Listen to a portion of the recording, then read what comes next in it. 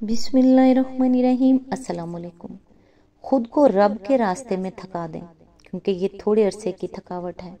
جو آپ کو یاد بھی نہیں رہے گی۔ اس لیے آج وقت آپ کا ہے، کل جب گزر جائے گا تو سوائے افسوس اور پچھتاوے کے کچھ نہیں رہے گا۔ اللہ سبحانہ و تعالیٰ فرماتے ہیں، پس اللہ کی طرف دوڑو۔ کیا آپ کو پتہ ہے ہمیں نماز بوجھ کیوں لگتی ہے؟ کیونکہ ہم نماز کا مقصد نہیں جانتے۔ نماز صرف ایک ڈیوٹی نہیں ہے، بلکہ ایک اپرچونٹی ہے اللہ سے بات کرنے کی۔ اگر آپ نماز کا مطلب سمجھیں گے تو آپ کو پتہ چلے گا کہ سورہ فاتحہ سے لے کر آخری سلام تک نماز اپنے آپ میں ساری کی ساری دعا ہے، آپ کے اور اللہ کے درمیان ہمیشہ رہنے والی دعا۔ اللہ تعالیٰ نے اپنی عبادتوں کے معاملے میں کسی بھی انسان پر بوجھ نہیں ڈالا۔ جہاں تک اس کی عبادتوں کی بات ہے، وہاں تک اس نے ہم پر صرف وہی کچھ فرض کیا ہے جو ہم آسانی سے کر سکیں۔ اللہ ہم سب کو صراط مستقیم پر چلنے کی توفیق عطا فرمائے، آمین۔ آج انشاءاللہ سورہ فتح کی آیت نمبر 4 سے سٹارٹ کریں گے۔ اس کا ترجمہ اور تفسیر تفہیم القرآن سے بیان کروں گی جو اہل سنت جماعت کے لیے ہے۔ اعوذ باللہ من الشیطان الرجیم، بسم اللہ الرحمن الرحیم۔ وہی ہے جس نے مومنوں کے دلوں میں سکینت نازل فرمائی تاکہ اپنے ایمان کے ساتھ وہ ایک ایمان اور بڑھا لیں۔ زمین اور آسمانوں کے سب لشکر اللہ کے قبضہ قدرت میں ہیں اور وہ علیم و حکیم ہے۔ اس کی تفسیر ہے، سکینت عربی زبان میں سکون و اطمینان اور ثبات قلب کو کہتے ہیں، اور یہاں اللہ تعالیٰ مومنوں کے دل میں اس کے نازل کیے جانے کو اس فتح کا ایک اہم سبب قرار دے رہا ہے جو حدیبیہ کے مقام پر اسلام اور مسلمانوں کو نصیب ہوئی۔ اس وقت کے حالات پر تھوڑا سا غور کرنے سے یہ بات اچھی طرح معلوم ہو جاتی ہے کہ وہ کس قسم کی سکینت تھی جو اس پورے زمانے میں مسلمانوں کے دلوں میں اتاری گئی، اور کیسے وہ اس فتح کا سبب بنی جس وقت رسول اللہ صلی اللہ علیہ وآلہ وسلم نے عمرے کے لیے مکہ معظمہ جانے کا ارادہ ظاہر فرمایا۔ اگر مسلمان اس وقت خوف زدگی میں مبتلا ہو جاتے اور منافقین کی طرح یہ سوچنے لگتے کہ یہ تو صریحاً موت کے منہ میں جانا ہے، یا جب راستے میں یہ اطلاع ملی کہ کفار و قریش لڑنے مرنے پر آمادہ ہو گئے ہیں، اس وقت اگر مسلمان اس گھبراہٹ میں مبتلا ہو جاتے کہ ہم کسی جنگی ساز و سامان کے بغیر دشمن کا مقابلہ کیسے کر سکیں گے، اور اس بنا پر ان کے اندر بھگدڑ مچ جاتی، تو ظاہر ہے کہ وہ نتائج کبھی رونما نہ ہوتے جو حدیبیہ میں رونما ہوئے۔ پھر جب حدیبیہ کے مقام پر کفار نے مسلمانوں کو آگے بڑھنے سے روکا، اور جب انہوں نے چھاپے اور شب خون مار مار کر مسلمانوں کو اشتعال دلانے کی کوشش کی، اور جب ابو جندل مظلومیت کی تصویر بنے ہوئے مجمع عام میں آ کھڑے ہوئے، ان میں سے ہر موقع ایسا تھا کہ اگر مسلمان اشتعال میں آ کر اس نظم و ضبط کو توڑ ڈالتے جو رسول اللہ صلی اللہ علیہ وآلہ وسلم نے قائم کیا تھا تو سارا کام خراب ہو جاتا۔ سب سے زیادہ یہ کہ جب رسول اللہ صلی اللہ علیہ وآلہ وسلم ان شرائط پر صلح نامہ طے کرنے لگے جو مسلمانوں کی پوری جماعت کو سخت ناگوار تھیں، اس وقت اگر وہ حضور صلی اللہ علیہ وآلہ وسلم کی نافرمانی کرنے پر اتر آتے تو حدیبیہ کی فتح عظیم شکست عظیم میں تبدیل ہو جاتی۔ اب یہ سراسر اللہ ہی کا فضل تھا کہ ان نازک گھڑیوں میں مسلمانوں کو رسول پاک صلی اللہ علیہ وآلہ وسلم کی رہنمائی پر، دین حق کی صداقت پر اور اپنے مشن کے برحق ہونے پر کامل اطمینان نصیب ہوا۔ اسی کی بنا پر انہوں نے ٹھنڈے دل سے یہ فیصلہ کیا کہ اللہ کی راہ میں جو کچھ بھی پیش آئے سب گوارا ہے۔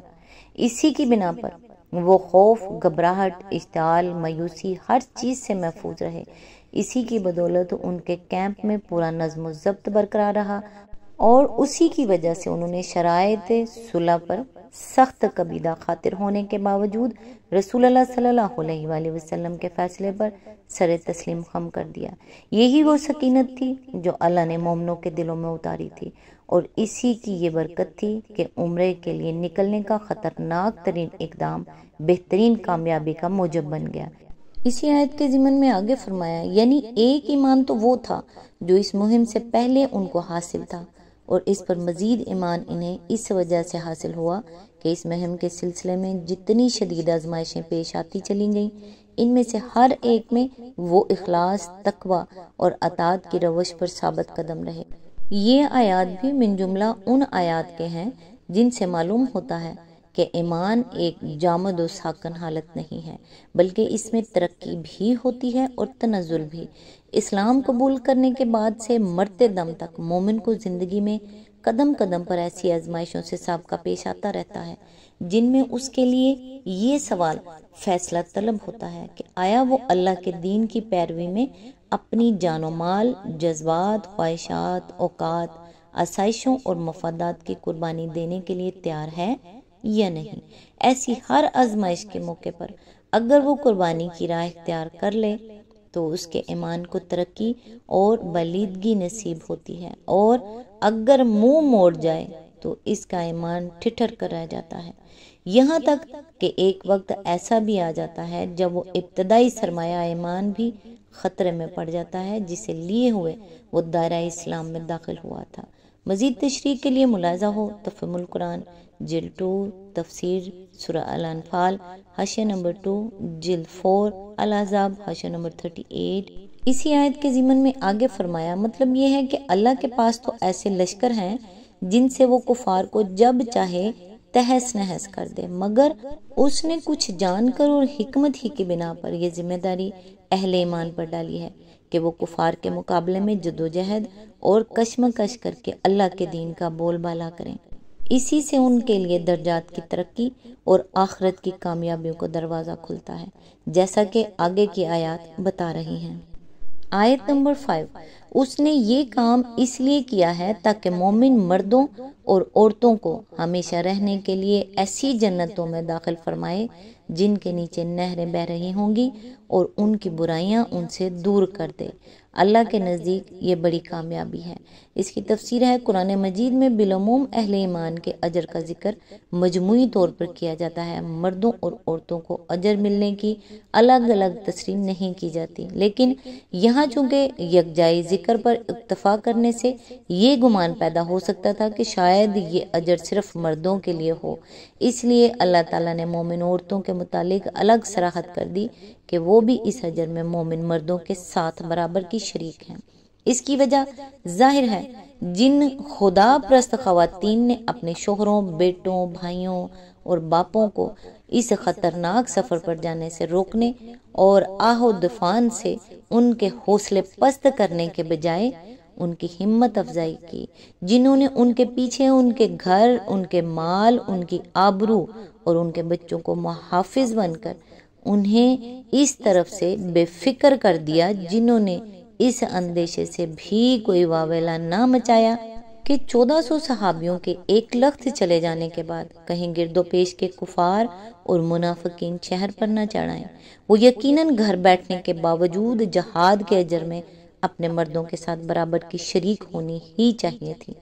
اسی آیت کے ضمن میں آگے فرمایا، یعنی بشری کمزوریوں کی بنا پر جو کچھ بھی قصور ان سے سرزد ہو گئے ہوں انہیں معاف کر دے، جنت میں داخل کرنے سے پہلے ان قصوروں کے ہر اثر سے ان کو پاک کر دے، اور جنت میں وہ اس طرح داخل ہوں کہ کوئی داغ ان کے دامن پر نہ ہو جس کی وجہ سے وہ وہاں شرمندہ ہوں۔ آیت نمبر 6، اور ان منافق مردوں اور عورتوں اور مشرک مردوں اور عورتوں کو سزا دے جو اللہ کے متعلق برے گمان رکھتے ہیں، برائی کے پھیر میں وہ خود ہی آ گئے، اللہ کا غضب ان پر ہوا اور اس نے ان پر لعنت کی اور ان کے لیے جہنم مہیا کر دی جو بہت ہی برا ٹھکانہ ہے۔ اس کی تفسیر ہے، اطراف مدینہ کے منافقین کو تو اس موقع پر یہ گمان تھا، جیسا کہ آگے آیت نمبر 12 میں بیان ہوا ہے، کہ رسول اللہ صلی اللہ علیہ وآلہ وسلم اور آپ کے ساتھی اس سفر سے زندہ واپس نہ آ سکیں گے۔ رہے مکہ کے مشرکین اور ان کے ہم مشرب کفار، تو وہ اس خیال میں تھے کہ رسول اللہ صلی اللہ علیہ وآلہ وسلم اور آپ کے ساتھیوں کو عمرے سے روک کر وہ گویا آپ کو ذکر دینے میں کامیاب ہو گئے ہیں۔ ان دونوں گروہوں نے یہ جو کچھ بھی سوچا تھا اس کی طے میں در حقیقت اللہ تعالیٰ کے متعلق یہ بدگمانی کام کر رہی تھی کہ وہ اپنے نبی کی مدد نہ کرے گا، اور حق و باطل کی اس کشمکش میں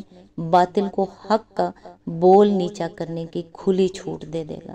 اسی آیت کے ضمن میں آگے فرمایا، یعنی جس انجام بد سے وہ بچنا چاہتے تھے اور جس سے بچنے کے لیے انہوں نے یہ تدبیریں کی تھیں، اسی کے پھیر میں وہ آ گئے اور ان کی وہی تدبیریں اس انجام کو قریب لانے کا سبب بن گئیں۔ آج تک کے لیے بس اتنا ہی، نیکسٹ انشاءاللہ آیت نمبر 7 سے سٹارٹ کریں گے۔ تب تک کے لیے دعاؤں میں یاد رکھیے گا۔ اللہ حافظ۔